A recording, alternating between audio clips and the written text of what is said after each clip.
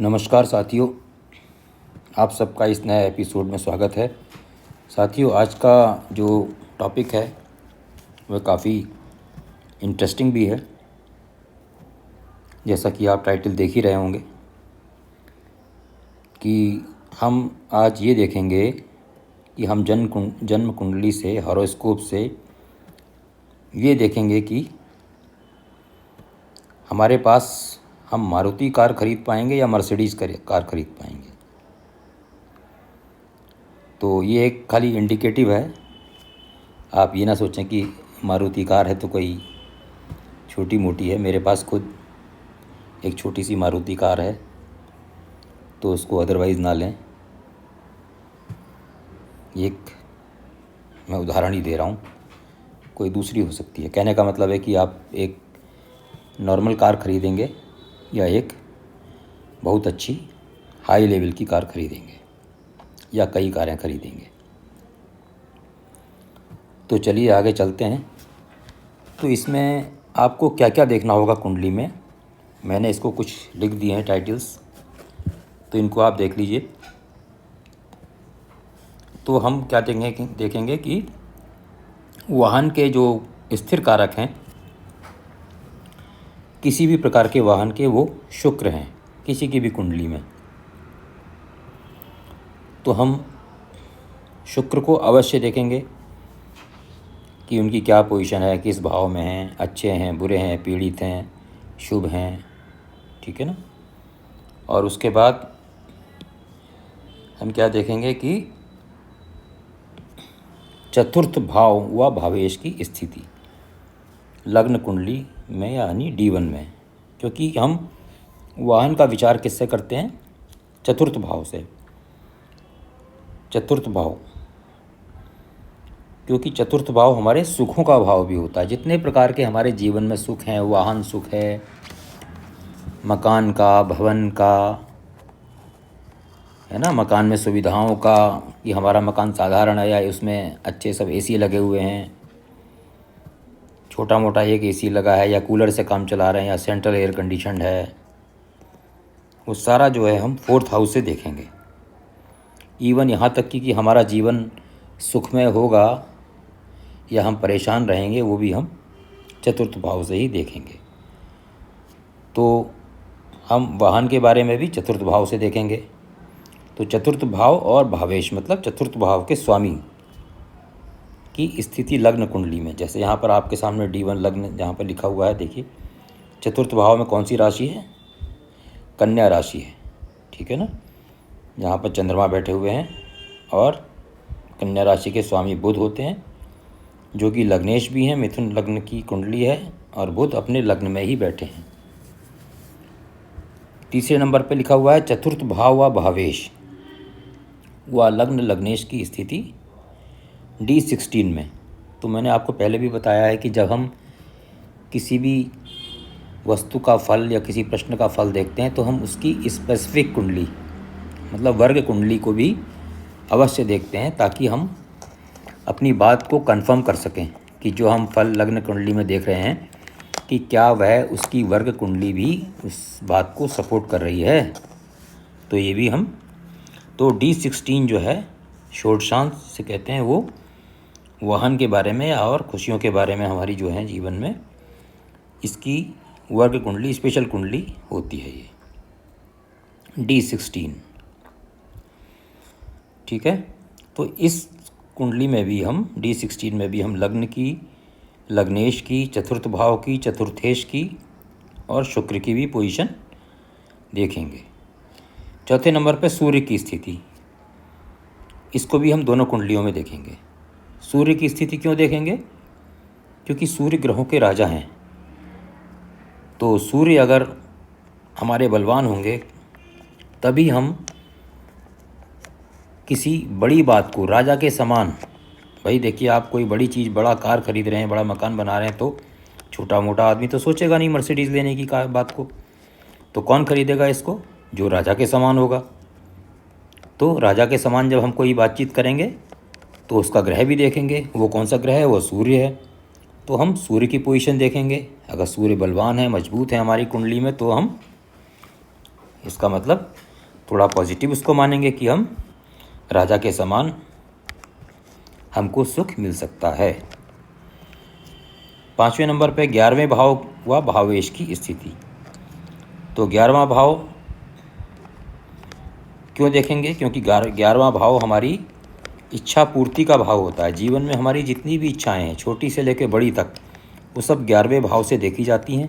और अगर 11वां भाव हमारा मजबूत होता है, 11वें भाव का भावेश मजबूत होता है, पीड़ित नहीं होता है, तो हमारी इच्छाएं पूर्ति होती रहती है। जीवन में अधिकतर पूर्ति होती रहती है। ठीक है ना? तो और 6ठे नंबर में इनका आपस में संबंध, कि इनका अगर आपस में संबंध बन रहा हो तो और भी बढ़िया है। जैसे चतुर्थ भाव का या भावेश का शुक्र से, सूर्य से इनका आपस में अगर इनका संबंध बन रहा है, आपस में एक दूसरे को देख रहे हैं, दृष्टि संबंध बन रहा है, युति संबंध बन रहा है, तो ये और भी मजबूती देगा इस बात को कि हमारे सुखों में वृद्धि होगी। हम बहुत अच्छे लेवल का सुख प्राप्त करेंगे, वो चाहे वाहन हो या कुछ और हो। तो अभी चूंकि हम वाहन की बात कर रहे हैं, कार की बात कर रहे हैं, तो हम उसी को लेंगे फ़िलहाल। तो ये पॉइंट्स आपने ध्यान कर लिए होंगे। इसके सिवाय भी कुछ और भी पॉइंट्स हो सकते हैं, आप उसको कहीं और किसी टेक्स्ट बुक में या कहीं मिल सकते हैं, तो आप उसको भी कंसीडर कर सकते हैं। ये जो मुझे अभी ध्यान आ रहे हैं तो मैंने आपको इसको बता दिया है। तो अब हम देखते हैं, देखिए इस कुंडली में थोड़ा सा कंपैरिजन करते हैं। देखिए D1 में हम पहले लेते हैं ना, लग्न को ले लेते हैं D1 में। तो देखिए पहला भाव जो है लग्न का भाव, मिथुन राशि जहाँ पर पड़ी हुई है, तो देखिए लग्न का भाव अच्छा है ना। और लग्नेश भी बहुत अच्छे हैं क्योंकि लग्न में ही बैठे हैं, अपनी राशि में बैठे हैं। साथ ही चतुर्थ भाव को देखते हैं, चतुर्थ भाव में भी बुध की ही राशि पड़ी हुई है, कन्या राशि। तो चतुर्थ भाव के स्वामी लग्न में बैठे हुए हैं। इसका मतलब चतुर्थ भाव स्ट्रांगली, लग्नेश जो हैं बहुत ही, चतुर्थ भाव और लग्न का आपस में बहुत स्ट्रांग संबंध है। और जो भी हमारी चतुर्थ भाव से संबंधित कारक हैं, वस्तुएं हैं, वो हम सब उसको लग्न जो है बहुत ही मजबूती से प्राप्त करने की कोशिश करेंगे। ठीक है ना? तो हमारा लग्न भी मजबूत हो गया, चतुर्थ भाव भावेश दोनों मजबूत हो गए। अब हम चौथे नंबर पे सूर्य की स्थिति देखेंगे। देखिए सूर्य उच्च के बैठे हुए हैं 11वें भाव में, जो कि इच्छा पूर्ति का भाव है। सूर्य उच्च राशि में बैठे हैं, तो ये सोने में सुहागा वाली बात हो गई। तो सूर्य जो है अपने लेवल की, जो राजा के लेवल की हाईएस्ट जो लेवल है, उसकी इच्छाएं पूर्ति कराने में कोई कमी नहीं रखेंगे। और सूर्य इस भाव में बहुत ही अच्छे होते हैं। इस भाव में सभी ग्रह अच्छे होते हैं, विशेष तौर पर सूर्य उच्च के हैं, तो आप समझ सकते हैं। ठीक है ना? और शुक्र को देखते हैं, स्थिर कारक शुक्र जो पहले नंबर में था। देखिए शुक्र जो है 10वें भाव में अपनी उच्च राशि में, मीन राशि में बैठे हैं और गुरु के साथ बैठे हैं। बहुत अच्छी पोजीशन शुक्र की है, मतलब 10वें भाव के स्वामी साथ में बैठे हुए हैं, कर्म भाव के स्वामी साथ में बैठे हुए हैं, और साथ में शुक्र जो कि पंचम भाव के स्वामी भी हैं, तो गुरु के साथ बैठे हैं। और सीधी दृष्टि उनकी सुख भाव पर है, 4th हाउस पर है। तो ये बहुत अच्छा एक सिनेरियो बन रहा है। ठीक है ना? आपस में संबंध भी बन गया इनका। देखिए चतुर्थ भाव का स्थिर कारक से भी बन गया, शुक्र से भी बन गया, और एक गुरु की बहुत ही शुभ दृष्टि चतुर्थ भाव पर पड़ रही है। 11वें भाव पर सूर्य बहुत उच्च स्थिति में बैठे हुए हैं हमारी इच्छाएं पूरी करने के लिए, और लग्नेश और 4th हाउस भी बहुत मजबूत हैं, और इनका स्वामी एक ही है। और धन भाव के स्वामी भी देखिए, हम एडिशनल हम इसमें भी देख सकते हैं, एडिशनल भी देख सकते हैं। तो वो क्या है कि धन भाव के स्वामी जो 2nd हाउस है, उसके स्वामी चंद्रमा भी 4th हाउस में बैठे हैं, ये भी बहुत अच्छा है। इसी प्रकार जो हमारा लाभ भाव है 11th हाउस, जिसको मैं इच्छा पूर्ति का भाव बता रहा हूँ, चूँकि लाभ भाव भी है, वहाँ भी सूर्य उच्च के बैठे हैं। तो इसका मतलब हमको हमारे जीवन में बहुत बड़े बड़े लाभ होंगे, लाभ होता ही रहेगा हमको। तो जब हमको लाभ भी होगा, धन का भी स्वामी अच्छा होगा, लग्नेश भी अच्छा होगा। जब सारी चीज़ें अच्छी होंगी तभी तो हम कोई महंगी चीज़ खरीद पाएंगे, तभी हम महंगी वाली कार खरीद पाएंगे। वरना हम जब हमारे पास धन ही नहीं होगा तो हम कहाँ से खरीदेंगे। तो यहाँ पर हम देख रहे हैं कि सारी ही चीज़ें हमको पॉजिटिव मिली हैं, कोई भी चीज़ हमको नेगेटिव नहीं दिखाई दे रही है। अब हम इसको थोड़ा सा कंफर्म करेंगे D16 शोट शांत से, ठीक है ना। तो देखते हैं इस वर्ग कुंडली में क्या पोजीशन है। देखिए लग्नेश जो हैं सूर्य 11वें स्थान में बैठे हुए हैं, ये बहुत अच्छा है। पहले भी यहाँ पर 11वें में बैठे थे तो ये भाव वर्गोत्तम हो गए, है ना, सेम भाव हो गया, 11वां भाव। तथा शत्रु राशि में नहीं बैठे हैं, समराशि में बैठे हैं, बुध के साथ बैठे हैं, बुधादित्य योग भी बन रहा है। और लग्न में गुरु बैठे हैं, बहुत अच्छी बात है।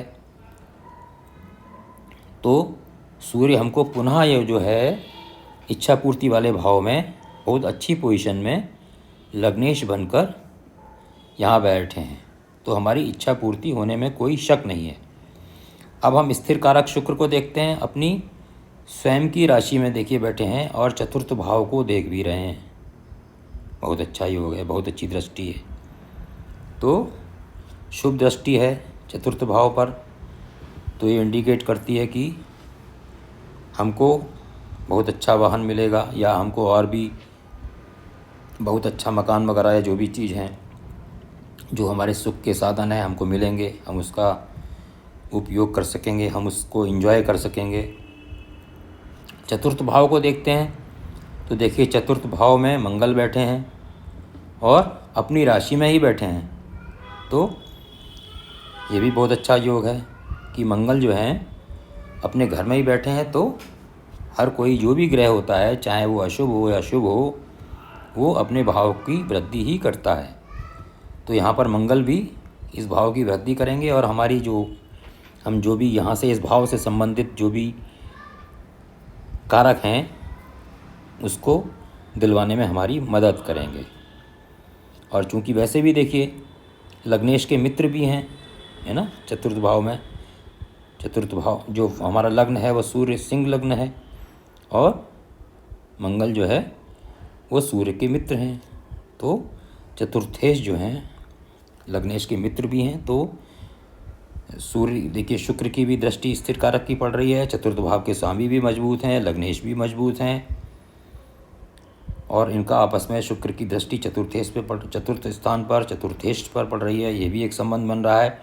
तो इस प्रकार से, और देखिए धन संबंध, धन के भी देख लेते हैं जो हमने D1 में देखा था। देखिए धन के स्वामी यहाँ पर कौन है, बुध हैं। सेकंड भाव के स्वामी बुध हैं, कन्या राशि है, और लाभ भाव के स्वामी भी बुध हैं। मतलब दोनों भाव के स्वामी बुध हैं और लाभ भाव में सूर्य के साथ बैठे हैं। तो बताइए इससे अच्छा योग कहाँ मिलेगा आपको? इससे अच्छा योग कहीं मिलेगा कि दोनों भाव के स्वामी होकर बुध जो हैं अपनी राशि में ही 11वें भाव में बैठे हैं। तो ये D16 कुंडली शोट शांस D1 कुंडली पर हमने जो वाहन का देखा था, बड़ी गाड़ी का देखा था, इसको पूरी 100% मोहर लगा दी है कि हम जो भी महंगी से महंगी गाड़ी ख़रीदना चाहेंगे वो एक नहीं, दो दो तीन तीन भी हो सकती हैं, फ्लीट भी हो सकती है ना, वो हम उसमें लेने में सफल रहेंगे, सक्सेसफुल रहेंगे। तो इस प्रकार आप अपनी कुंडली में या किसी की कुंडली में भी इसको देख सकते हैं। तो मैं आशा करता हूँ कि आप सबके समझ में आया होगा जो मैं कहना चाह रहा हूँ, जो मैंने जानकारी दी है। मेरी एक आप लोगों से रिक्वेस्ट ये भी है कि जो भी मैं सूत्र बताता हूँ उसको लगाकर थोड़ा सा देखा करिए। जैसे मैंने अभी ये सूत्र बताया है, इसको देख के प्लीज़ अगर आप अपने जीवन में या किसी के भी अगर ऐसा है या नहीं है तो कमेंट करिए, ताकि मुझे भी तभी पता चलेगा कि ये जो सूत्र हैं जो हम लोग देख रहे हैं, पढ़ रहे हैं, ये सचमुच में लग भी रहे हैं या खाली इसी में सीमित हैं। जब आप लोग करेंगे कि कहेंगे, रिस्पांस देंगे कि हाँ ऐसा है, तब हमको इसकी सत्यता का या इसकी कितना % सही है कितना नहीं है इसको हम कंफर्म कर पाएंगे। तो आशा करता हूँ कि आप सब लोग इसको देखिए, अपनी कुंडली में, अपने परिवार की कुंडली में, सदस्यों की उसमें लगाइए, थोड़ा सा ध्यान से लगाइएगा, जल्दीबाजी में नहीं लगाइएगा। इसके साथ ही और भी चीज़ें कुछ देख लीजिएगा, अगर मुझसे कुछ छूट गया हो तो वो भी आप देख सकते हैं। तो मिलते हैं फिर नए अंक में, नए एपिसोड में। तब तक के लिए आप सब लोगों को मेरा नमस्कार।